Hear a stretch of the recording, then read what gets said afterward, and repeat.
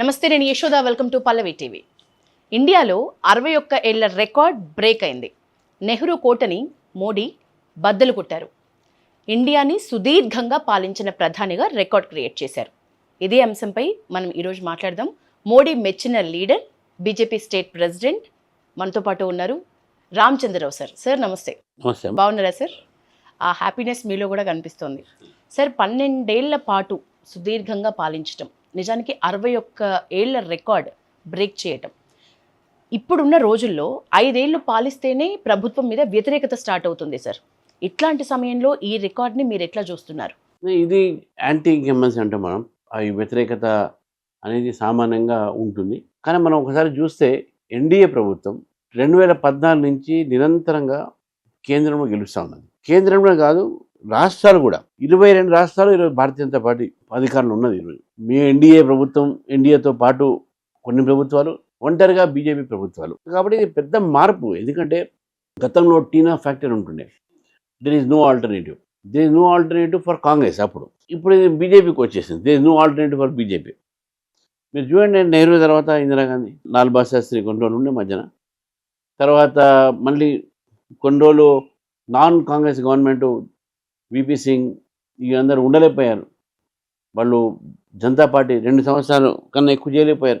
కానీ అప్పుడు ఏమన్నారు, అప్పుడు కాంగ్రెస్ మాత్రమే ఈ దేశాన్ని, ఇందిరాగాంధీ కుటుంబమే పరిపాలించగలుగుతుంది, వేరే వాళ్ళకు అది దక్షత లేదు, సాధ్యం కాదు, వేరే వాళ్ళకి అధికారం కూడా లేదని.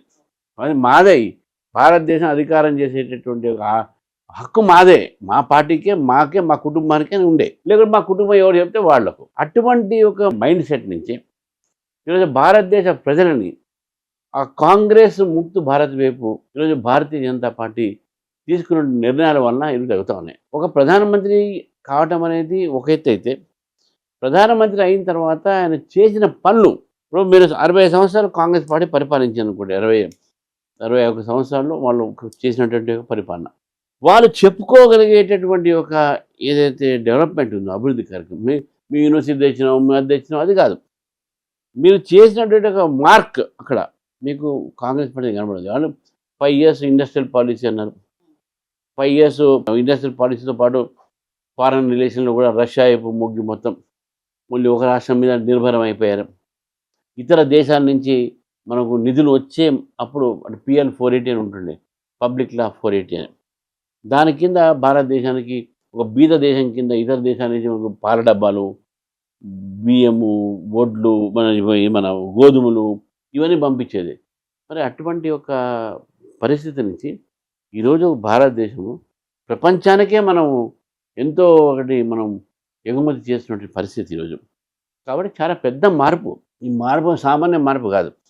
దీని వెనక మోదీ గారి చరిష్మా, దీని వెనక భారతీయ జనతా పార్టీ కార్యకర్తల ఒక కృషి, తర్వాత అమిత్ షా లాంటి వ్యక్తి ఒక ఏదైతే ఆలోచన, స్ట్రాటజీస్ ఇవన్నీ కూడా ఉన్నాయి. సార్, చరిష్మా ఎక్కువ పనిచేసిందా? మీరు అన్నట్లు విధానాలు, అమలు పరిచే విధానాలు ఎక్కువ పనిచేస్తున్నాయి. ఆ విధానాలతోనే చరిష్మా వచ్చింది. ఎగ్జాంపుల్, ఇప్పుడు ప్రధానమంత్రి జన్ ధన్ యోజన ఉన్నది. భారతదేశంలో 2014 కన్నా ముందు బీదవాడికి ఎవరికి అకౌంట్లు లేవు. ఓకే, అకౌంట్స్, వాళ్ళకి అకౌంట్స్ లేవు. చాలామందికి వాళ్ళకు వచ్చే డబ్బులు ఎంఆర్ఓ ఆఫీస్ నుంచో అక్కడి నుంచో తీసుకొస్తే ఆ దళారీల మధ్యాహ్నం ఆయనకు 1000 రూపాయలు వస్తే 200 వాడు తీసుకొని 800 వాడికి ఇచ్చారు.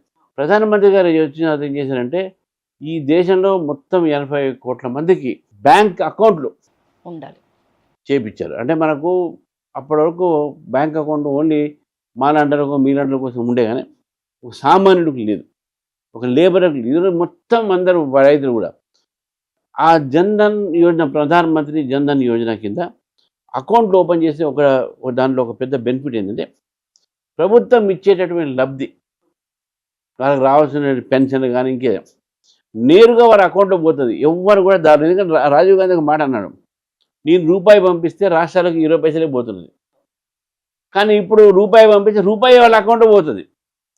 ఇది మనం ఫస్ట్ కరోనాలో చూసాం. కరోనాలో బీద వాళ్లకు నెలకు 500 రూపాయలు కేంద్ర ప్రభుత్వం నుంచి ప్రధానమంత్రి గరీబ్ కళ్యాణ్ యోజన కింద పంపిణీ. ఏ వ్యక్తి కూడా ఈరోజు మాకు రాలేదు, లబ్ధిదారులు డైరెక్ట్గా వాళ్ళు నేరుగా వాళ్ళ అకౌంట్లో పోయింది. 1500 రూపాయలు ఇట్లా ట్రాన్స్ఫర్ చేశారు. ఒక్క పైసా పక్కకు ఇవ్వలేదు. మన రాష్ట్రంలో కూడా బీఆర్ఎస్ పార్టీ చూసుకుందాం, పెద్ద వానలు పడినాయి మీ ఏరియాలోనే, చాలా మునిగినాయి. ఒక బీఆర్ఎస్ ప్రభుత్వం అప్పుడు ఏం చేసింది, నిర్ణయం తీసుకుని 10,000 రూపాయలు ఆ మునిగిన ఇళ్లలోకి ఇవ్వాలని చెప్పేసి. ఎన్ని కంప్లైంట్స్ అంటే వాళ్ళ నాయకులు పైసలు తినేసారు, మాకు ఇవ్వలేదు, డబ్బులు ఎక్కడ పోయినాయి అని చాలామంది దానికి బాగా వ్యతిరేకత వచ్చింది పబ్లిక్లో. ఇది వాస్తవం, మనమైన విషయాలే కదా ఇవన్నీ. మరి ఈ బ్యాంక్ అకౌంట్ ఎందుకు వేయలేకపోయిన వాళ్ళు? ఎందుకంటే దాంట్లో కొద్దిగా అవకతవక జరగాలి, అవినీతి జరగాలి కాబట్టి వాళ్ళు చేయలేకపోయారు. ఇది పెద్ద మార్పు. అంటే వివిధ ప్రజలకు అరే ప్రధానమంత్రి గారు మాకు అకౌంట్ ఓపెన్ చేయండి. రెండో విషయం వచ్చే వరకు నిరంతరంగా భారతదేశంలో మనకు ప్రగతి గురించి ఆలోచిస్తాం. ఆత్మనిర్భర్ భారత్ అంటాం, వికసిత్ భారత్ అని అంటాం. దీని ద్వారా ఏంటంటే ప్రజల్లో ఒక ఆలోచన, పనిచేసే ఆలోచన, ఇండస్ట్రీస్ పెట్టే ఆలోచన, అంటే startup, standup, make in India, Mudra loan ద్వారా చిన్న చిన్న ఊళ్ళల్లో, నేను మన మల్కాజిగిరి మా ఏరియాలో ఒక 2 యూనిట్స్ పోయాను. వాళ్ళు అంటున్నారు ప్రధానమంత్రి ముద్రా యోజన కింద వాళ్ళకు 5 లక్షల రూపాయలు ఇచ్చారు, without any interest and without any surety. Okay, nominal interest ఉండేది. వాళ్ళు ఒక ఎంబ్రాయిడరీ యూనిట్ టైప్ పెట్టుకు, ఆ లేడీ చెప్తుంది నెలకు 25,000 సంపాదించుకుంటున్నాను, దాంతోపాటు ఒక 10 మందికి ఉద్యోగం ఇస్తుంది, అక్కడ ఉపాధి కలుగుతుంది.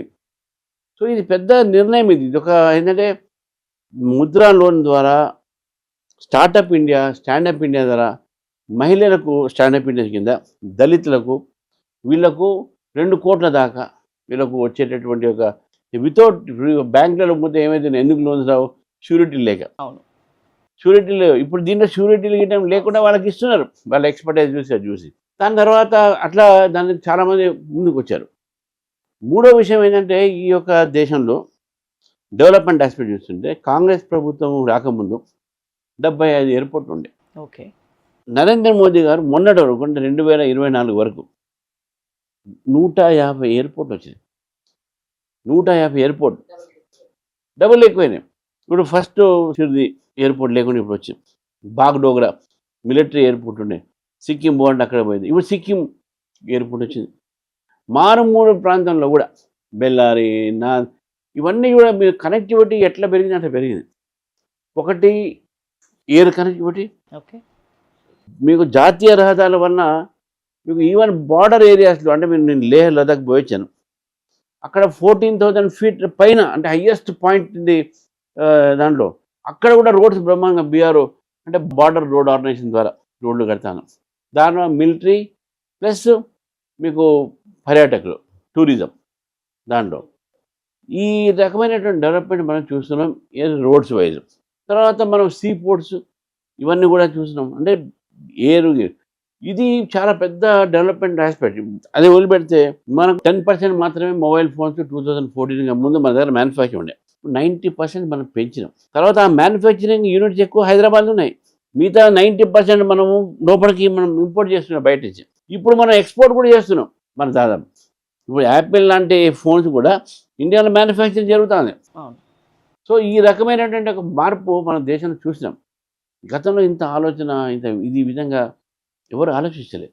ఇది కాక కూడా highest number of beneficiaries food, 5 కిలోల బియ్యం కానీ గోధుమలు కానీ ప్రధానమంత్రి గరీబ్ కళ్యాణ్ అన్న యోజన కింద ఈ యొక్క అంటే ప్రపంచంలో ఎక్కడ కూడా 40 కోట్ల కుటుంబాలకు ఉచితమైనటువంటి ఒక బియ్యం కానీ ఇది కానీ దొరుకుతుంది భారతదేశంలో. అది ప్రధానమంత్రి గారు తీసుకురావడం జరిగింది. ఇది చాలా పెద్ద స్కీమ్. ఇది కరోనా నుంచి స్టార్ట్ అయింది, ఇది కంటిన్యూ అవుతుంది. ఇది సో ఇవన్నీ ఉన్నాయి కాబట్టి ప్రజల్లో దీంతో పాటు మనం మన సరిహద్దుల పైన ఏదైతే మనం చూస్తున్నాం, సరే ఉగ్రవాదాలు, భద్రతా వ్యవస్థ మనకు చాలా అరికట్టడం జరిగింది. ఇన్సిడెంట్ అవుతున్నాయి, డెఫినెట్గా అయినాయి. కానీ ఆ ఇన్సిడెంట్ అయిన వెంటనే దాని మీద యాక్షన్, సర్జికల్ స్ట్రైక్ ఊరి, బాల్కోట్ ఎయిర్ స్ట్రైక్, మొన్న పిఓకే మీద ప్రిసిషన్ అటాక్స్. తర్వాత ఎక్కడ కూడా మీరు చూడండి యుద్ధం కింద రాలేదు. వాళ్ళ ఏరియాలో పోకుండా మనం ఇక్కడి నుంచి వాళ్ళ స్థావరాల మీద దాన్ని ప్రిసిషన్ అటాక్స్ అంటారు. తర్వాత వాళ్ళు మన మీద ఫైరింగ్ చేసినప్పుడు ఒక్క మిజైల్ కూడా మన మీద పడలేదు. మొత్తం మనం ఐరన్ డోమ్ లానే దాన్ని ప్రొటెక్ట్ చేసుకుంటూ మనం మిజైల్స్ని గాల్లోనే మనం ఎగరగొట్టినాం. లైవ్లో కూడా అంతా చూస్తాం. సో ఇవన్నీ కూడా ఏంటంటే భారతదేశంలో ప్రజలకు ఇటువంటి వ్యక్తి ఉండాలి, మన మీద వాళ్ళు అటాక్ చేయగానే మన ఇమీడియట్గా దానికి రియాక్షన్ ఉన్నది.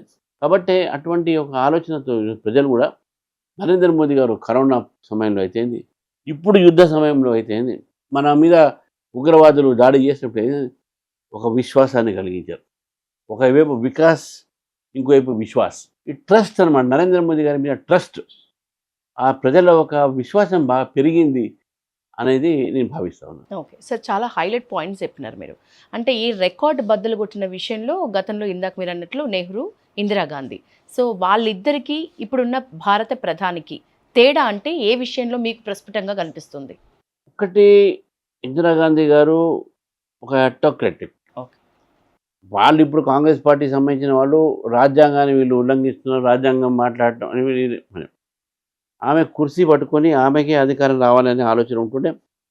అందుకనే ఎప్పుడైతే హైకోర్టు, అలహాబాద్ హైకోర్టు మీ ఎలక్షన్ చెల్లదు అన్నప్పుడు దేశంలో ఎమర్జెన్సీ విధించి మొత్తం రాజకీయ పార్టీల నాయకులు జైల్లో పంపించి 2 సంవత్సరాలు, ఇప్పుడు రేపు జూన్ 25వ తారీఖు నాడు ఆ దినాన్ని బ్లాక్ డే కింద మనం తీసుకుంటాం.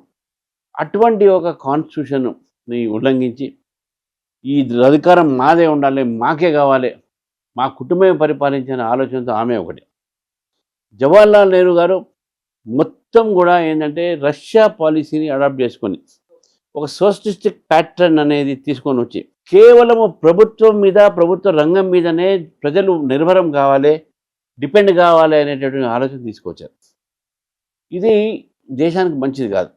మీకు రష్యాలో కానీ చైనాలో కానీ కమ్యూనిజం ఫెయిల్ అయింది, సోషలిజం ఫెయిల్ అయింది. మీరు చూడండి, దానికి 2 కారణాలు ఉంటాయి.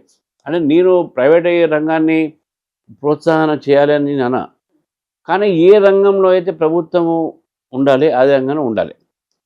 భారతీయ జనతా పార్టీ భావించేది ఏంటంటే ప్రభుత్వము జన్ కళ్యాణ్ ప్రజాసేవ చేయాలి, ప్రభుత్వము ప్రజా సంక్షేమం కార్యక్రమాలను ముందు తీసుకురావాలి, ప్రభుత్వము వ్యాపారాలు చేయొద్దు. ఓకే. ప్రభుత్వ రంగాల్లో జరుగుతున్నటువంటి ఒక ఏదైతే ఇండస్ట్రీస్ కానీ అవి కానీ మీరు పెట్టుకుంటే కొన్ని మాత్రమే ప్రాఫిట్లో ఉన్నాయి, నవరత్న ఇండస్ట్రీస్, మిగతా అంతా లాసెస్ ఉన్నాయి. ఆ లాస్ అంతా కూడా ప్రజల మీద భారం పడుతుంది. పబ్లిక్ సెక్టార్ కంపెనీస్ మనం అంటాం. ఎందుకు నేను అంటున్నానంటే ఈరోజు మొత్తం ప్రపంచంలో కూడా, ఈవెన్ చైనాలో కూడా, మీరు ఇప్పుడు చాలామంది ఇప్పుడు ఈ కుర్చీలు ఎక్కడ తెచ్చిన చైనా నుంచి అంటారు. ఈ కుర్చీలు కావు, జనరల్గా అంటున్నాను. చైనా అంటే చైనా మన కమ్యూనిస్ట్ కంట్రీ కదా, వాళ్ళు బిజినెస్ ఎందుకు చేస్తారు?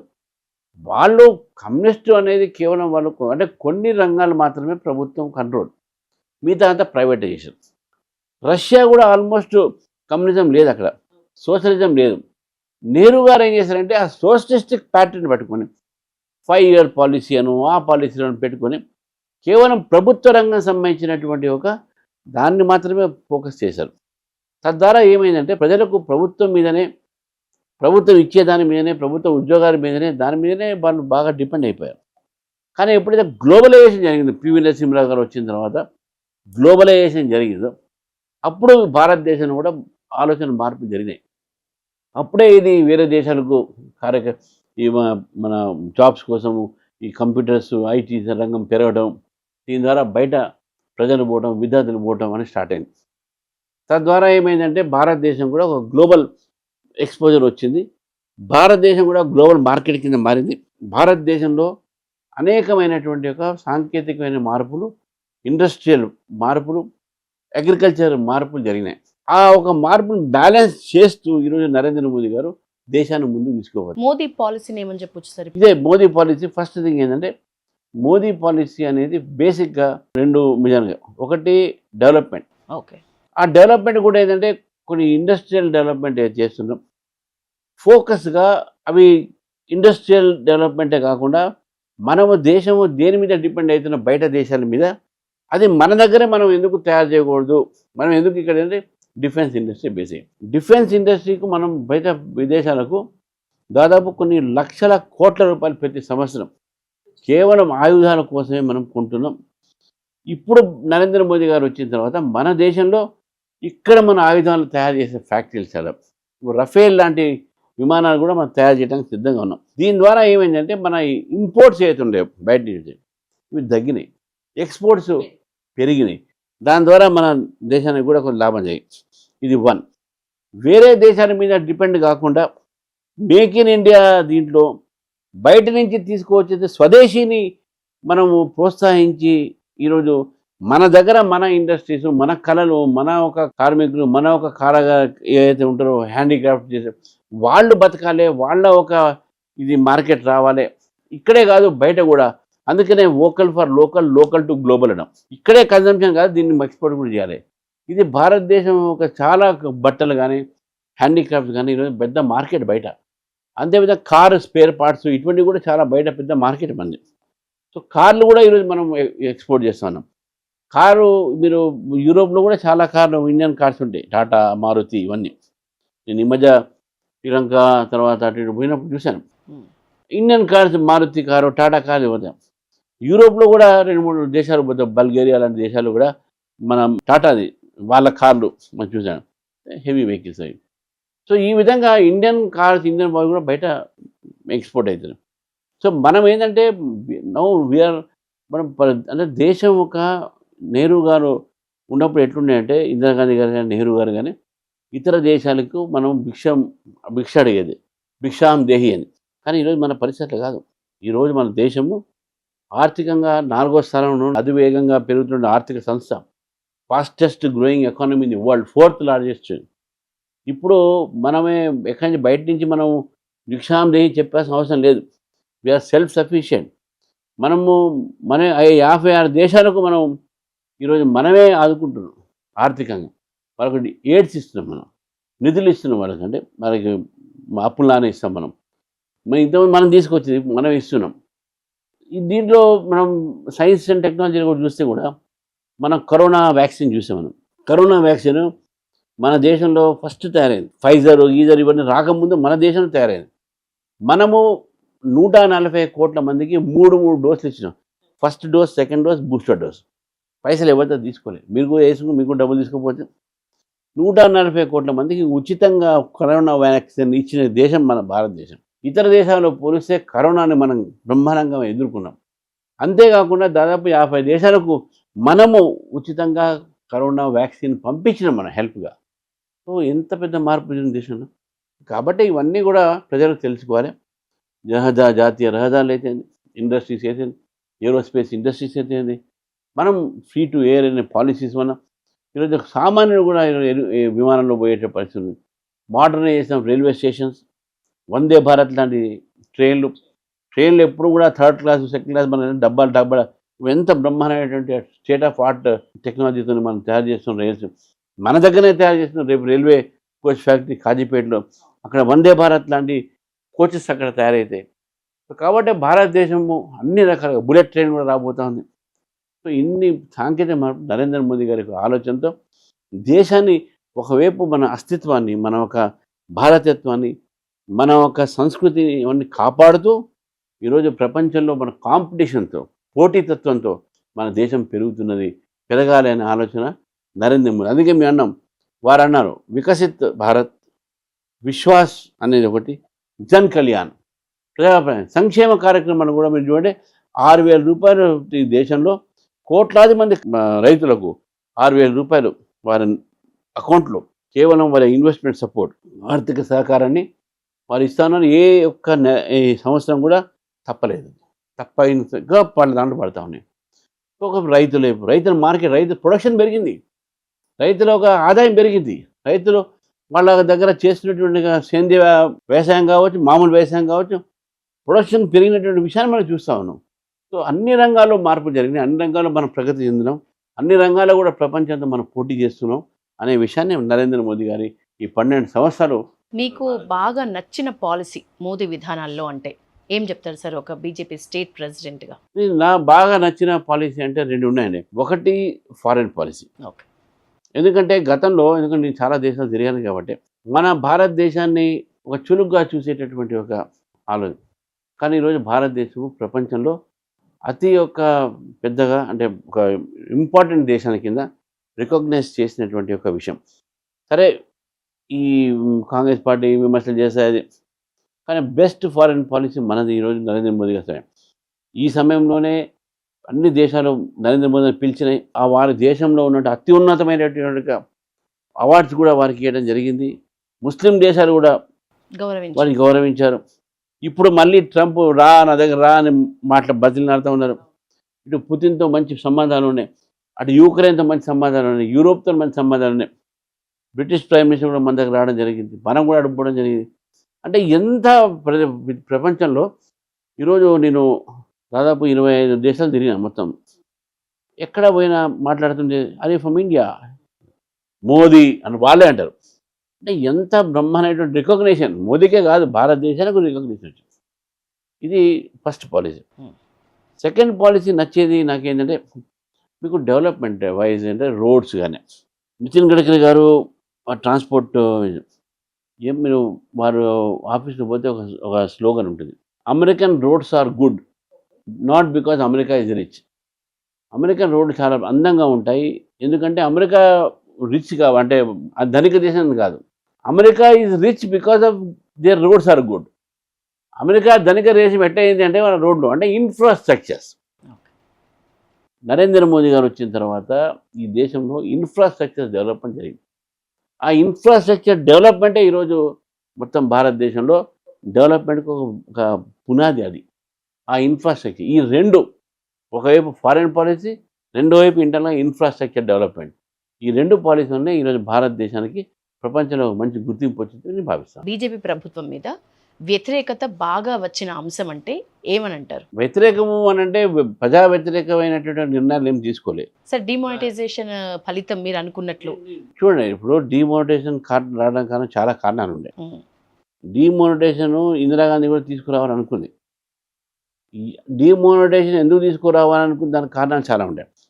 అది బ్లాక్ మనీ కావచ్చు, అది షెల్ కంపెనీ తీసుకున్నటువంటి ఒక దొంగ నోట్ల ఒక సర్క్యులేషన్ కావచ్చు. ఒకటి చెప్తాను, డిమానిటైజేషన్ వచ్చిన తర్వాత కాశ్మీర్లో రాళ్ళు ఇవ్వటం అనేది తగ్గిందా లేదా? అక్కడ ఏమైందంటే కాశ్మీర్లో 2,000 రూపాయల నోట్లు ఉంటుంటాం, వాళ్ళని పిలిపించి 2,000 రూపాయల నోటు ఇచ్చి రాళ్ళు లేరా అని చెప్తే రేసి అది దొంగ నోట్లు. అది దొంగ నోటు. వీళ్ళకు ఇప్పుడు అది ఎప్పుడైతే డిమానిటైజ్ అయిందో వాళ్ళకు డబ్బులు బంద్ అయిపోయినాయి, అది చెత్త కాగితం కింద మారింది. వాళ్ళు ఎవరు రాలేయట్లే, ఎందుకంటే వీళ్ళు లేపిస్తున్నారు కాబట్టి. ఏం చేస్తారు? తర్వాత డిమానిటైజేషన్ మీరు ఒక విషయం చూడండి, కష్టం జరిగింది కానీ నష్టం జరగలేదు. ఎందుకంటే కష్టం అయింది కానీ నష్టం జరగలేదు అంటే ఇక్కడ ప్రజలు నేను మెచ్చుకుంటాను, మన భారతదేశ ప్రజలు షార్ట్ టర్మ్ గెయిన్ కోసము ఎప్పుడు నరేంద్ర మోదీ చూడలే, లాంగ్ టర్మ్ గెయిన్ కోసం షార్ట్ టర్మ్ పెయిన్స్ ఇచ్చారు. అది మనం గుర్తుపెట్టలేదు.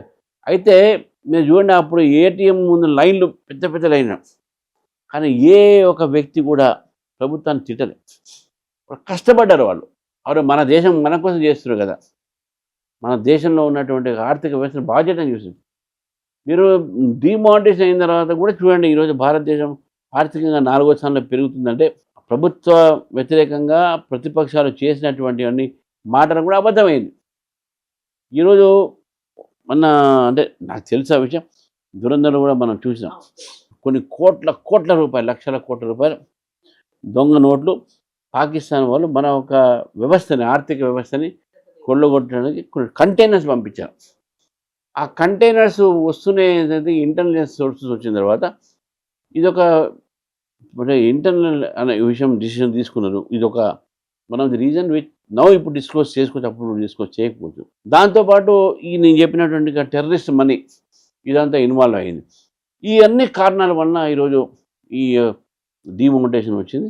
డిమానిటైజేషన్ ప్రజలు తప్పకుండా షార్ట్ టర్మ్ పెయిన్ ఉన్నది for long term gain. Okay sir, ఇప్పుడు మీరు అన్నట్లుగా మోదీ మీద చాలా మంచి అంటే ఓన్ చేసుకునే వాళ్ళు ఎంత వర్గం ఉన్నారో, ఒకవైపు నిజానికి దేశాలతో సత్సంబంధాలు కొనసాగిస్తారు, అది 100% సక్సెస్ఫుల్గా. కానీ రాష్ట్రాల విషయానికి వస్తే కొంత లోటు కనిపిస్తుంది అనే మాట మాత్రం రెగ్యులర్గా వింటూ ఉంటాయి 12 ఏళ్ల కాలం పాటు. అది మన రాష్ట్రంతో కూడా కంటిన్యూ అవుతున్న పరిస్థితి. దీనికి ఏం చెప్తారు? దీనికి రాజకీయ కారణాలు. ఇక్కడ బీజేపీ పెరిగితే మన మా ప్రభుత్వాలు రావు అనేది ఒకటి. ఏ ఒక్క ప్రభుత్వం కూడా అటు కాంగ్రెస్ ప్రభుత్వము కేంద్రంలో ఉన్నా ఇటు రాష్ట్రంలో ఉన్నా రిలేషన్స్ మంచిగా మెయింటైన్ చేయాల్సి ఉంది. అవును, మీరు చూడండి, ఎన్టీ రామారావు గారు ఇక్కడ ఉన్నప్పుడు రాజీవ్ గాంధీ గారు అనేక సార్లు ఇక్కడ వచ్చి అతను అవమానపరిచిపోయినటువంటి సమయం. అసలు తెలుగుదేశం పుట్టింది ఆ రోజు కాంగ్రెస్ పార్టీ తెలుగు వాళ్ళని అవమానపరిచింది అని చెప్పి అంటే అప్పుడు వాళ్ళు అవమానపరిచారు. ఇప్పుడు నరేంద్ర మోదీ గారు ఎవరు అవమానపరచట్లేదు. Okay. On the other hand KCR లాంటి వాడు నరేంద్ర మోదీ గారిని అవమానపరుస్తున్నారు ప్రోటోకాల్ పాటించక. మీరు చూడండి, ఇప్పుడు కేసీఆర్ గారు ఇక్కడ ఉన్నారు, నరేంద్ర మోదీ గారు వస్తే జనరల్గా పాలసీ ప్రైమ్ మినిస్టర్ వస్తే సీఎం పోవాలి, ప్రోటోకాల్. ఇప్పుడు సీఎం ఒక జిల్లాలో పోయిన అనుకోండి, అక్కడ బీజేపీ ఎమ్మెల్యే ఉన్నా కూడా సీఎం పోవాలి, సీఎం రిసీవ్ చేసుకుంటాను కానీ వారు ప్రోగ్రామ్ పోతారు. ఇప్పుడు అదే కదా మా 8 మంది ఎమ్మెల్యే ఎక్కడ సీఎం ప్రోగ్రామ్ డెవలప్మెంట్ ప్రోగ్రామ్ పోతాం, వాళ్ళ పార్టీ మీటింగ్ పోవం, కానీ డెవలప్మెంట్ ప్రోగ్రామ్కు పబ్లిక్ మీటింగ్ పోవాల్సి ఉంది. వీళ్ళు ప్రోటోకాల్లో కరెక్ట్తో పాటు వీళ్ళు ఉంటారు అక్కడ. దట్ ఈస్ రూల్, అంటే ప్రోటోకాల్ కన్వెన్షన్. స్టాలిన్ డిఎంకే ఎన్నో మాటలు మాట్లాడినా ఆయన పిఎం వచ్చినప్పుడు పాపం ఆయన పోయేది వచ్చేది. పెన్రాయ్ విజయన్ కేరళ, మాకు రాజకీయంగా చాలా వ్యతిరేకత ఉన్నా కూడా ఆయన కూడా వచ్చి రిసీవ్ చేసి, బికాస్ ద అడ్మినిస్ట్రేటివ్ రిలేషన్.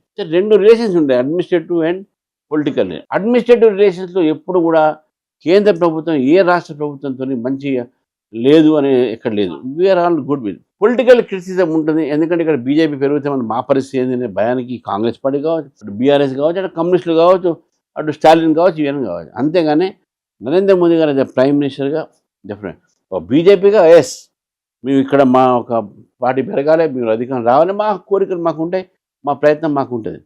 కానీ నరేంద్ర మోదీ గారు ప్రధానమంత్రిగా ఏ రాష్ట్రాన్ని కూడా వారు చిన్న చూపు చేయలేదు, తక్కువ చేయలేదు, అందరిని సమానంగా చూశారు.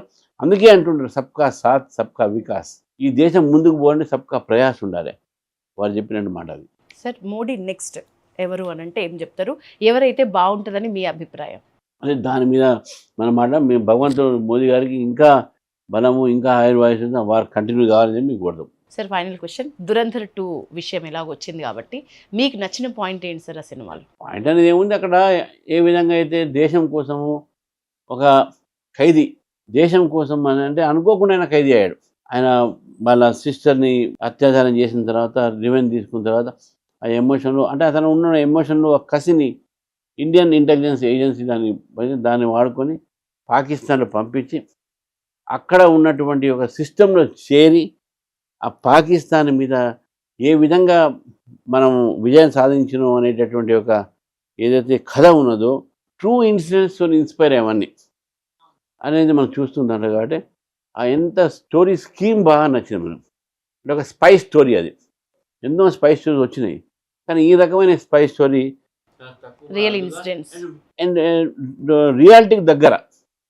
సరే, సినిమాటిక్ మెలో డ్రామాటిక్ పెట్టిండొచ్చు వేరే మాట, బట్ థీమ్ అంతా కూడా చాలా రియాలిటీలో ఉన్నాయని చెప్పేసి అది మెయిన్గా నాకు నచ్చింది. Okay, thank you sir. మంచి రికార్డ్ మీ అందరికీ కూడా, బీజేపీ శ్రేణి అందరికీ కూడా పల్లవి టీవీ ద్వారా కంగ్రాచులేషన్స్. మీ టైం మాకు ఇచ్చినందుకు ధన్యవాదాలు.